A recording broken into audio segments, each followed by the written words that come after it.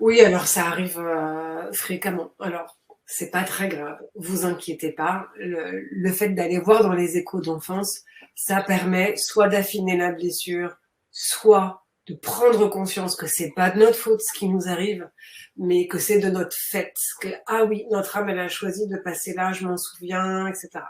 Donc, ça a pour vertu de nous conforter. Si vous avez absolument aucun souvenir, c'est pas grave.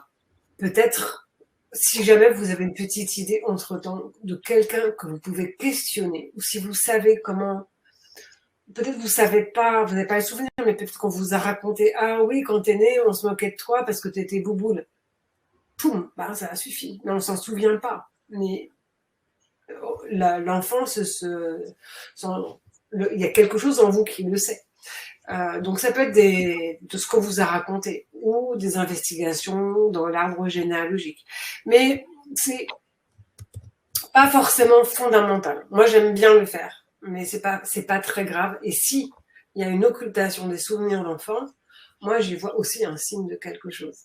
Soit c'est que ça correspond à un problème, hein, pas de souvenir, pas de mémoire.